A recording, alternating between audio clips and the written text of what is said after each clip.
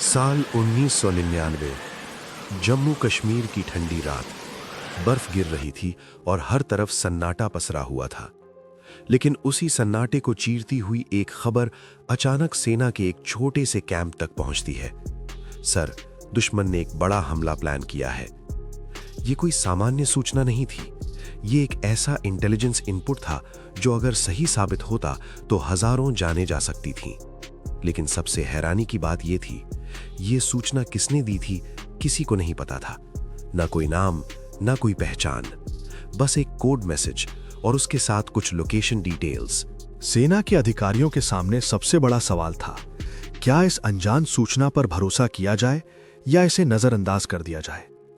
जब भी हम युद्ध के बारे में सोचते हैं, हमारे दिमाग में टैंक, मिसाइल और सैनिकों की तस्वीरें आती हैं, लेकिन असली जंग हमेशा खामोशी में लड़ी जाती है। भारत की सुरक्षा सिर्फ बॉर्डर पे खड़े सैनिकों से नहीं, बल्कि उन लोगों से भी होती है जो दुश्मन के इलाके में जाकर जान जोखिम में डालकर देश के लिए जानकारी जुटाते हैं। अब वापस चलते हैं उसी घटना की तरफ। जम्मू कश्मीर में मिली उस रहस्यमयी सूचना ने सेना को सतर्क कर दिया था।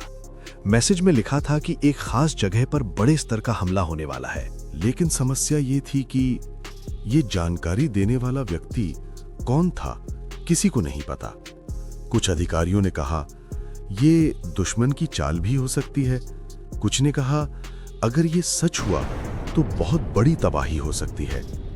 अंत में फैसला लिया गया, हम इस सूचना को नजरअंदाज नहीं कर सकते और तुरंत उस इलाके में ऑपरेशन शुरू किया गया। जैसे ही सेना उस जगह पहुंची, वहां का दृश्य देखकर सब हैरान रह गए। वहां सच में हथियारों का एक बड़ा जखीरा छिपाया गया था। RDX, गोला बारूद और कई खतरनाक विस्फोटक। ये कोई छोटा प्लान नहीं था। ये एक बड़ा हमला था जो देश के अंदर अंजाम दिया जाने वाला था। अगर ये सफल हो जाता तो सैकड़ों नहीं, हजारों लोग अपनी जान गंवा सकते थे। लेकिन ये हमला होने से पहले ही रोक दिया गया और इसकी वजह था वो अनजान मैसेज। अब सबसे बड़ा सवाल था, ये जानकारी किसने दी। सेना और इंटेलिजेंस एजेंसियों ने इसकी जांच शुरू की। मैसेज का सोर्स ट्रेस करने की कोशिश हुई, लेकिन हर बार एक ही जवाब मिला, कोई रिकॉर्ड नहीं है, ना कोई फोन नंबर, ना कोई पहचान, जैसे वो व्यक्ति कभी अस्तित्व में था ही नहीं। कुछ समय बाद इंटेलिजेंस के अंदरूनी सूत्रों से एक बात सामने आई। ये जानकारी संभवतः एक अंडरकवर एजेंट ने दी थी। ऐसा एजेंट जो दुश्मन के इलाके में रह रहा था और लंबे समय से उनकी गतिविधियों पर नजर रख रहा था। उसने सही समय पर सही जानकारी भेजी, लेकिन उस मिशन के बाद वो एजेंट कभी वापस नहीं आया। इतिहास में हम कई वीरों के नाम पढ़ते हैं, लेकिन सच ये है कि भारत की सुरक्षा के पीछे हजारों ऐसे लोग हैं जिनका नाम कभी सामने नहीं आया। ये लोग नकली पहचान के साथ जीते हैं, अपने परिवार से दूर रहते हैं, हर पल खतरे में रहते हैं और अगर पकड़े जाएं तो उनके लिए कोई बचाव नहीं होता।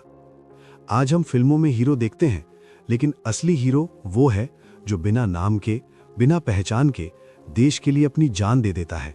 जिसे ना कोई मेडल मिलता है, ना कोई सम्मान, बस एक फाइल में लिखा जाता है मिशन सक्सेसफुल।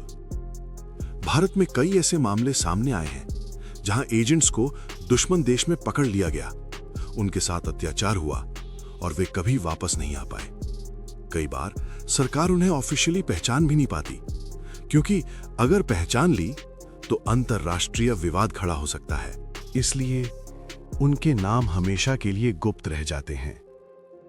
हम अपने रोजमर्रा के जीवन में सुरक्षित महसूस करते हैं, लेकिन हमें यह नहीं पता होता कि हर दिन कहीं ना कहीं कोई ना कोई हमारे लिए लड़ रहा होता है, बिना किसी पहचान के, बिना किसी उम्मीद के। अगर कोई व्यक्ति देश के लिए अपनी जान दे दे, लेकिन उसका नाम कभी सामने ना आए, तो क्या वो हीरो नहीं है? शायद आप उस हीरो का नाम कभी नहीं जान पाएंगे, शायद इतिहास भी उसे कभी याद नहीं करेगा, लेकिन उसकी वजह से आज हम सुरक्षित हैं और कहीं ना कहीं वो अनजान हीरो आज भी हमारे बीच मौजूद है, खामोशी से देश की रक्षा करते हुए।